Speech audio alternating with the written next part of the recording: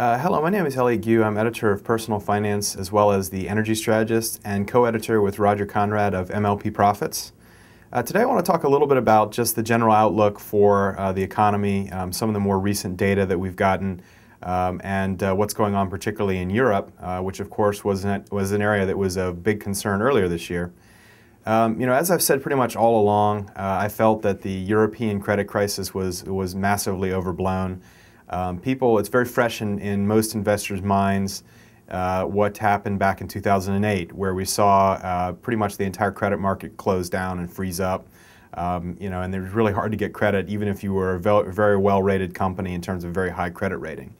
And a lot of people felt that we would see a similar situation evolve back in May and June as a result of what was going on in Europe, most particularly some of your southern European countries, in particular, Greece and Spain and Portugal, have very high debt burdens and unsustainable deficits, and there was a real concern that they would see a sovereign debt default. The real concern, though, was not so much those countries. Greece is a very, very small economy. Portugal's even smaller. Spain's a bit bigger, but certainly not a massive force within the EU compared to a country like a Germany or a France or a UK. But there was a fear that it might spread to some of those larger economies over time, and that it would create sort of a credit crunch in Europe that would ultimately then have knock-on effects all around the world. We saw the same kind of chain reaction happen after the US mortgage meltdown back in 2007, 2008. The long and short of it is that didn't happen. Clearly, some of the smaller countries in Europe have big sovereign debt problems, in particular Greece. But the European Union stepped in with a big package, $1 trillion package, basically backing up most of these countries. We did see an increase in credit spreads pretty much throughout May and into early June. But since then, we've seen a real normalization of credit markets. The country I like to look at most carefully, and I spent a lot of time writing about, is Italy. Italy is one of the largest economies within the EU that really has some sovereign debt issues in terms of a very high debt burden and an unsustainable deficit.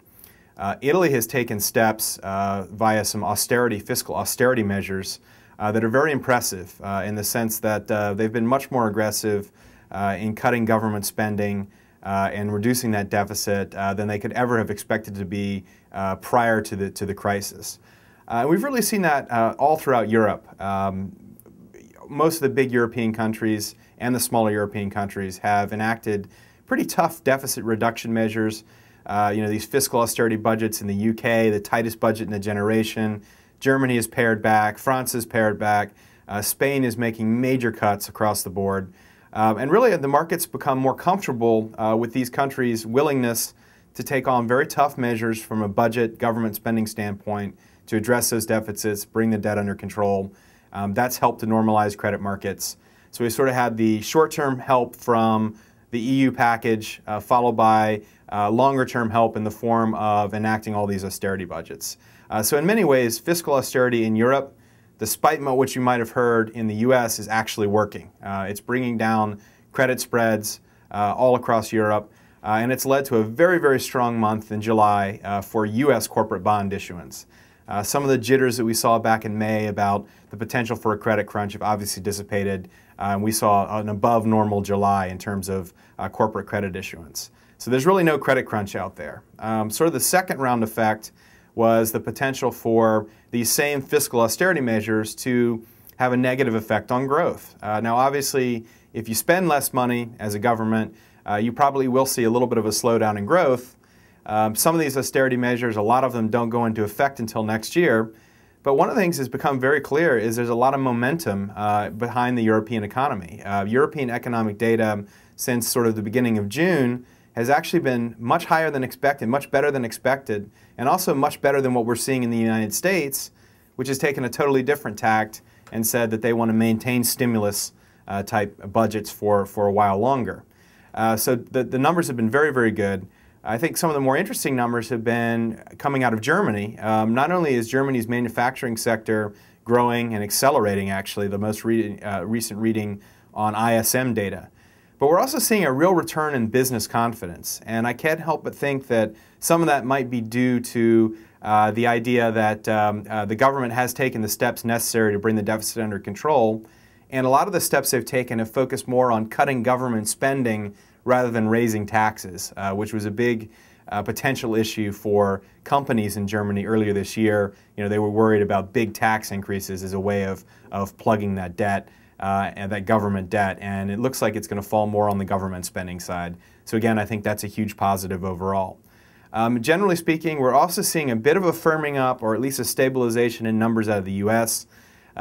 Today, Wednesday, we actually, on August 4th, we actually saw data, ISM data for both for services. On Monday the 2nd, we saw data for ISM manufacturing. These are indices that look at increases or decreases in activity. We saw a better than expected number out of manufacturing.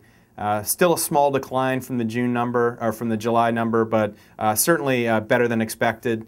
And on the services side, we actually saw an increase, so a little bit of a pickup, a little bit of an acceleration on the larger services side of the U.S. economy. Jobs numbers have been weak. I expect that that will continue for some time. That's just a function of the slow, sort of faltering recovery that we have. But I don't think we're going to see a double dip. We're going to see a period of slow growth. There have been a lot of regulatory issues that I think are worrying businesses as well. All these massive legislative efforts that have been ongoing here over the last 6 months. But generally speaking, I think we're looking at, the numbers suggest slow but not negative economic growth. So looked across the board, sort of from a bird's eye view, very much the things that I've been saying for the last 3 or 4 months, ever since this correction started, remain true. The European credit issue was totally overblown. There's no credit crunch. The European economy actually looks to be on pretty solid footing. A lot of momentum there. U.S. economy, the recovery has slowed down. The pace of economic growth has slowed down. But it's certainly a long, long way from turning negative. And we've actually seen a little bit of a firming up of the data since the start of this quarter. And that's a positive going forward. Generally speaking, what this adds up to is the idea that the correction we've seen from the April highs to present for the broader market is a correction within a bull market, not a new bear market. This is an excellent opportunity now and over the next couple of months to really start to accumulate some of the stocks that you've been looking to buy. I think we're going to see a pretty strong close to the year. Thank you very much.